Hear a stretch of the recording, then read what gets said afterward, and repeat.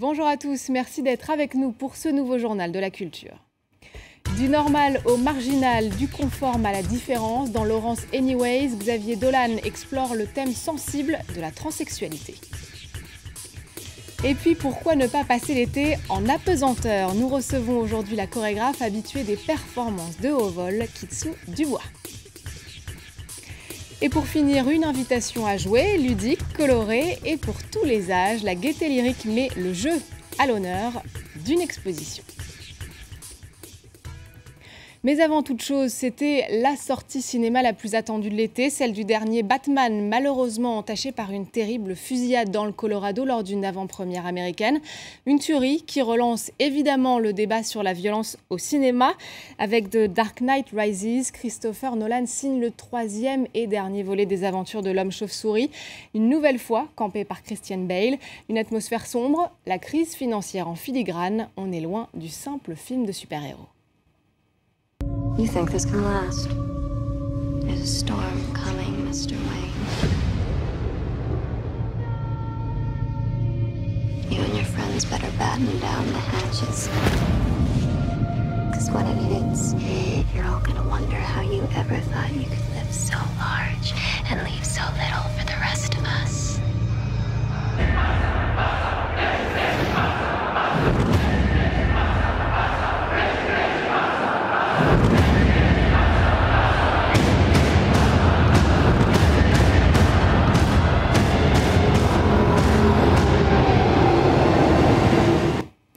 Et voilà pour The Dark Knight Rises à voir donc cet été au cinéma partout dans le monde.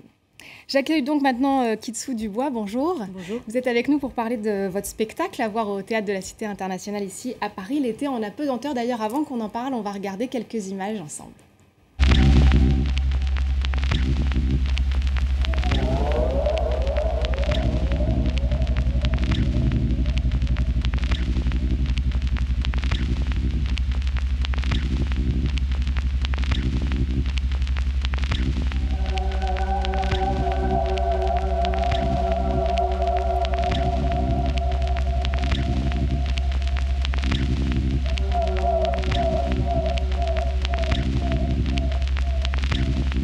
Alors Kitsu Dubois, il va falloir nous expliquer, on reconnaît une sorte de caisson d'avion, ça a été tourné donc en apesanteur, c'est ça? Absolument, c'est à bord de ce qu'on appelle les vols paraboliques, c'est-à-dire ce sont des avions qui font des paraboles dans le ciel.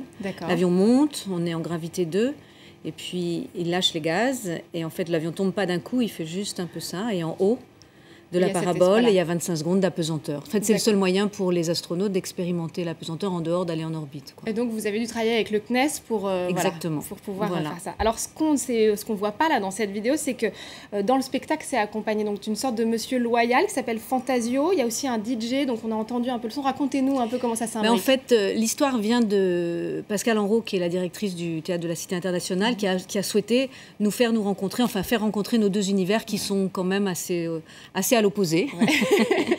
Et donc avec Fantasio, on a créé une fabrication maison où on a mêlé effectivement des images de mes expériences en vol, des numéros de cirque.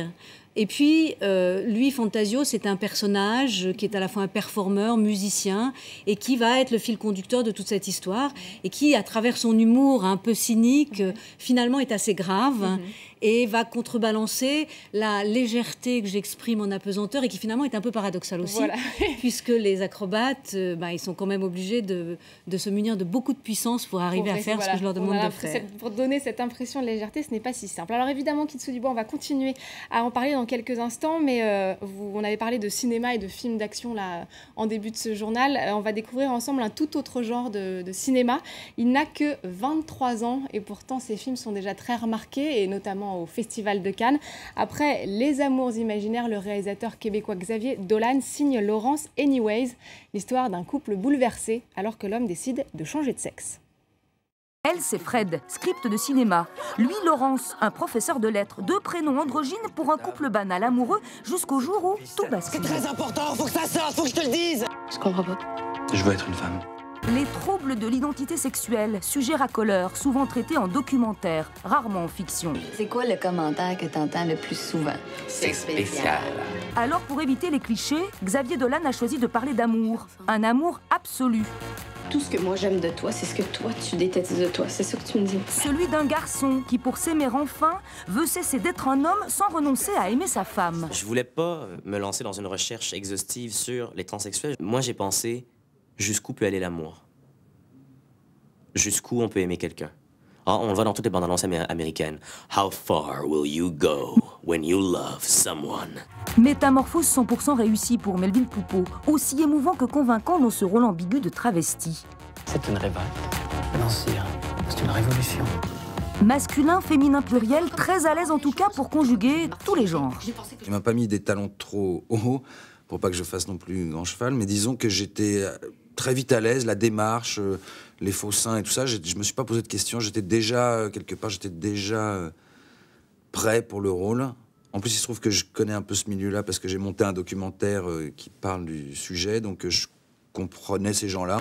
Dans la nouvelle vie de cet homme devenu femme, il y a bien sûr la crise conjugale. Le rejet par sa propre mère. Tu te déguises depuis combien de temps? Depuis aujourd'hui. Et son exclusion du monde du travail, une violence des rapports humains que souhaitait montrer le cinéaste. Ce thème lui était quand même cher, le thème de la marginalité. Qu'est-ce que c'est qu'être normal? Qu'est-ce que ça fait que se sentir différent?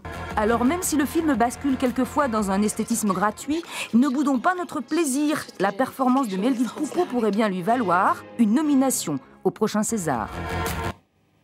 Ça vous tente, Kitsou Dubois? Ça a l'air très très intéressant. Ça a l'air très intéressant en effet. Bon, on en revient à votre spectacle L'été en apesanteur. Vous promettez justement un spectacle un peu différent chaque soir. Il y a une part d'improvisation, c'est ça? Oui, je dirais que c'est une sorte de cabaret, cabaret un peu inclassable, avec tous ces éléments-là. Et effectivement, bon, les numéros de cirque sont quand même assez écrits, même si les acrobates, qui sont tous des tout jeunes acrobates qui sortent de l'Académie Fratellini, sont obligés de trouver l'instant juste à chaque prise d'appui. Mais quand même, c'est assez écrit. Et à l'intérieur de ça, il y a tout le rapport à la musique qui est très important aussi, puisqu'on est avec DJ Shalom, qui lui fait de l'électro en mixant des sons un peu expérimentaux et qui aussi est un fil conducteur.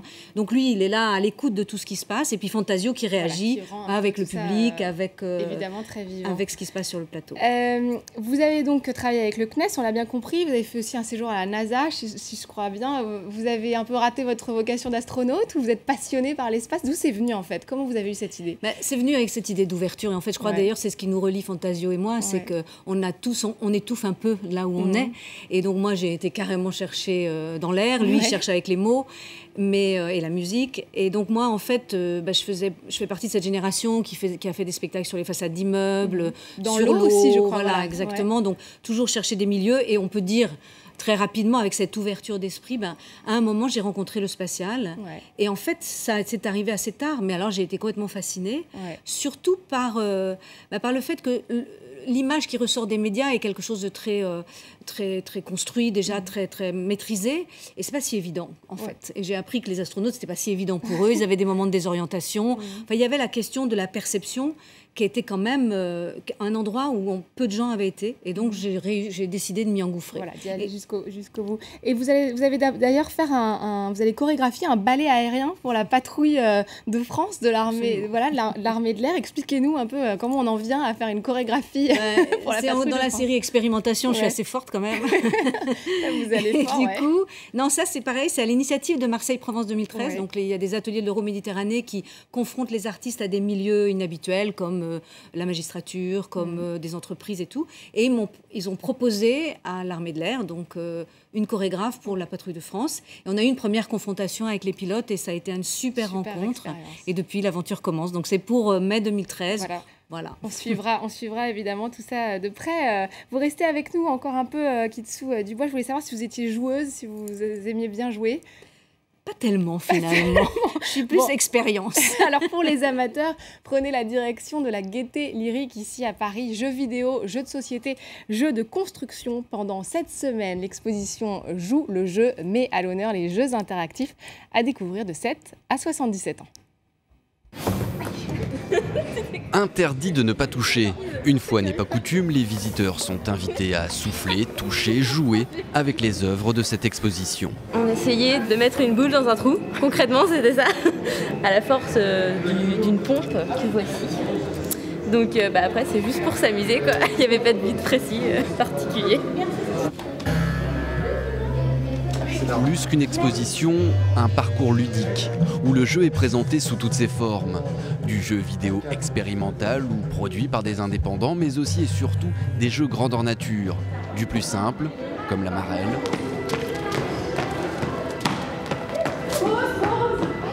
au plus complexe, comme ce jeu de stratégie en triple dimension, où chacun peut intervenir à tout moment pour isoler un adversaire. Là, on joue à deux, mais on a un autre couple qui peut jouer à côté. On peut aller chercher des pièces dans le jeu des autres, donc rentrer dans leur jeu et les inciter à rentrer dans le nôtre. Et du coup, on fait connaissance avec des gens qu'on ne connaissait pas du tout, on joue ensemble. Ça nous semble très important aujourd'hui, dans un monde où le numérique prend beaucoup de place, de montrer que ça n'exclut pas du tout la relation humaine et le rapport au réel, quoi, finalement. Et qu'ils soient vidéo ou non, les jeux présentés ici favorisent tous l'interactivité et la socialisation. Les visiteurs sont invités à demander les conseils ou l'aide d'autres visiteurs. Un postulat pour les créateurs de jeux venus investir le bâtiment de la Gaîté Lyrique. Ce que nous voulions retrouver et retranscrire dans le monde numérique, c'est la convivialité, l'interaction sociale, familiale et amicale que l'on retrouve dans les jeux de société et les jeux de plateau. Le plus important à nos yeux, c'était le côté social et réel, car nous voulions prouver que les individus interagissent plus entre eux à travers et grâce aux jeux, qu'ils ne s'isolent. Ludique, amusant, le visiteur comprend rapidement qu'ici jouer est un art et que dans la culture du XXIe siècle, le jeu vidéo mérite bien ses pixels de noblesse. Et voilà, c'est la fin de cette émission. N'oubliez pas que vous pouvez la retrouver sur notre site internet france24.com ainsi que sur Facebook et Twitter. Merci encore à Kitsou Dubois d'être venu nous parler de l'été en apesanteur à voir jusqu'au 5 août au Théâtre de la Cité internationale ici à Paris. On va terminer en musique avec le groupe Plants and Animals. Le trio canadien est de retour avec un 3e album. Je vous laisse donc sur un extrait de The End of That. Merci à tous de nous avoir suivis.